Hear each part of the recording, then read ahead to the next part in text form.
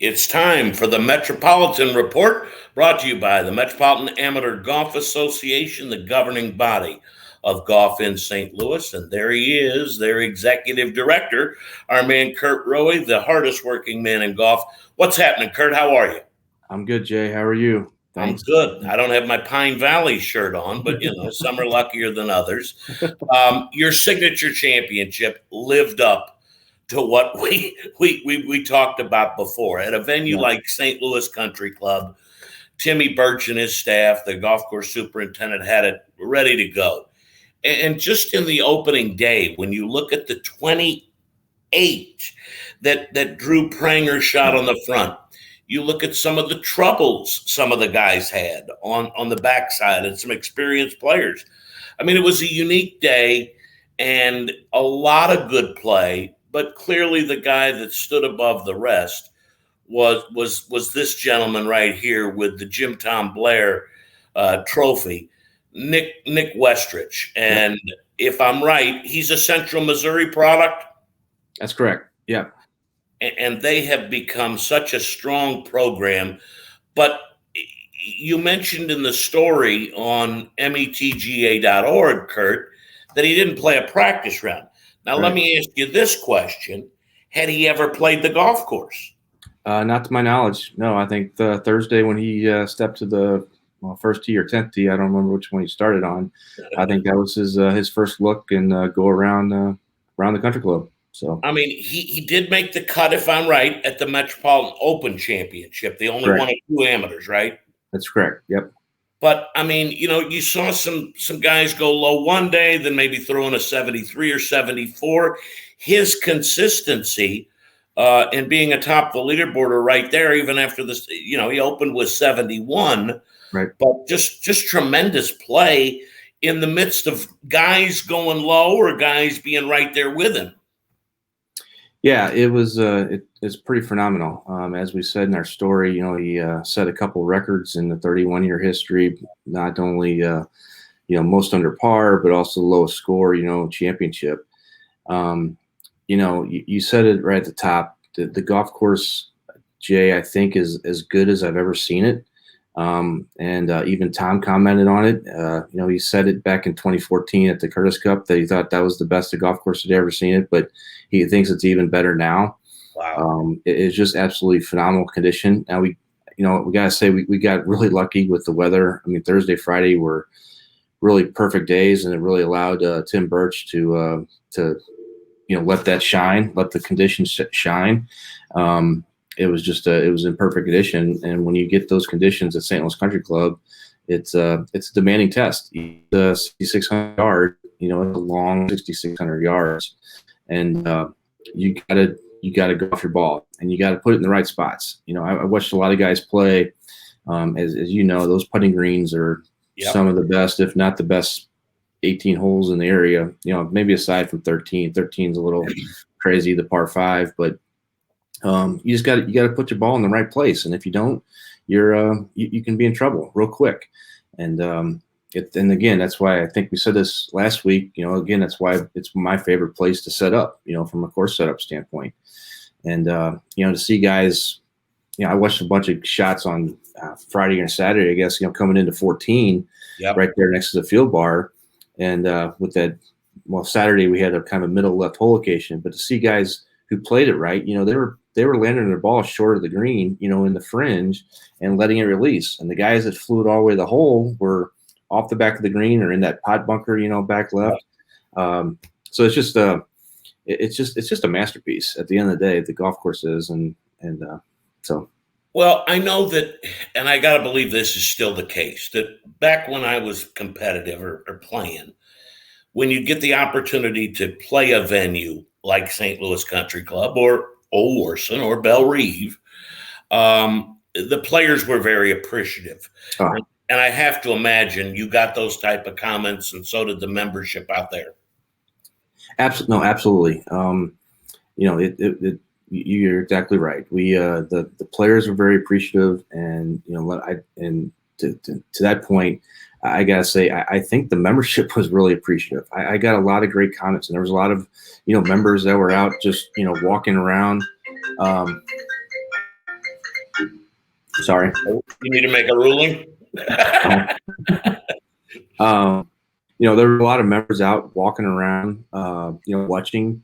The field bar is kind of a place to congregate out there at St. Louis Country Club. And, both Friday and Saturday, there were a lot of members hanging around out there, watching them come into 11, teeing off on 12, coming into 14.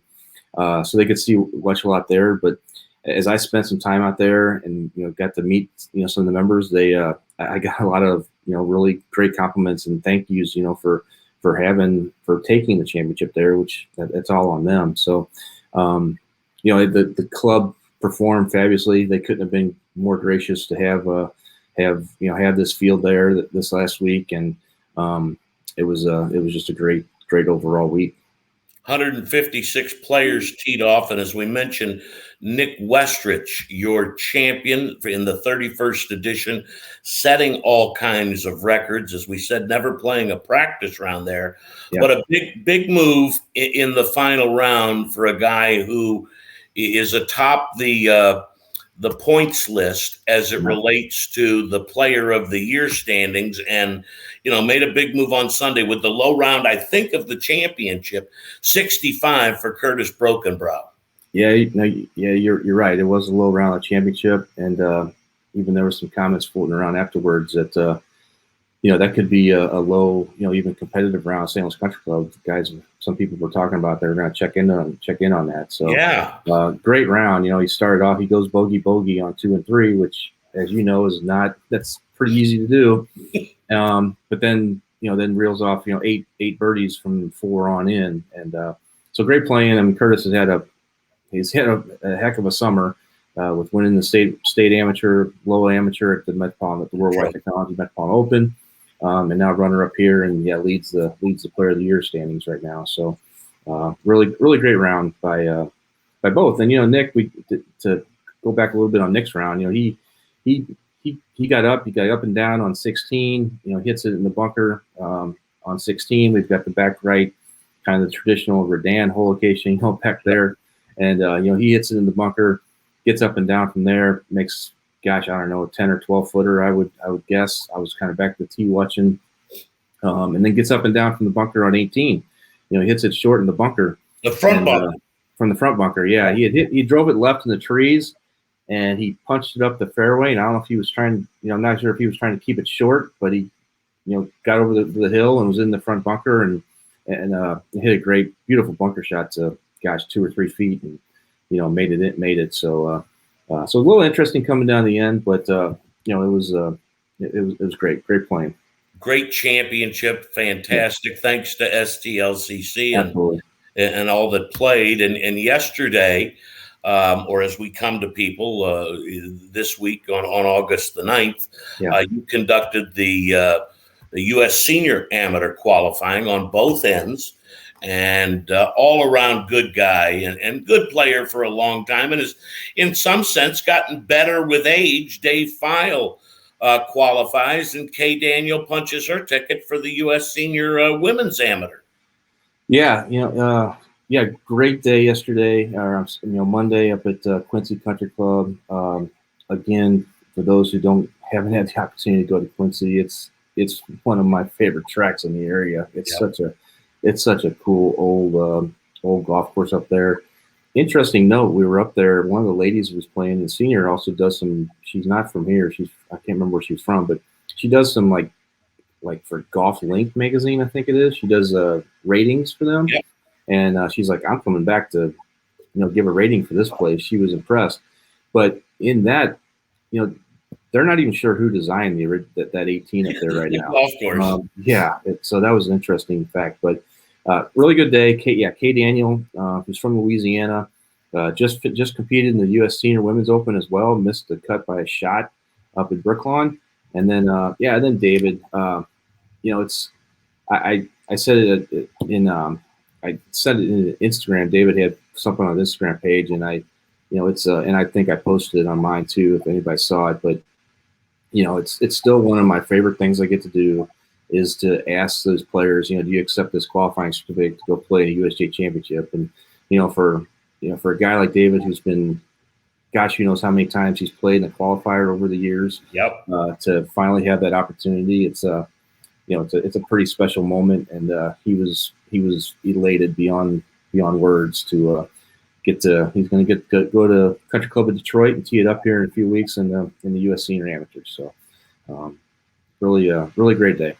And we should mention that the United States Amateur is going on as we speak. Yep. Max Kreckemeyer from Missouri State and Lafayette High School carded a 2-under par round in the opening day. He was tied for 22nd. Now, granted, it's like there were 2 scores in the top 20 that played that mean sucker Oakmont. Yeah. But, you got to start somewhere, and he started pretty well.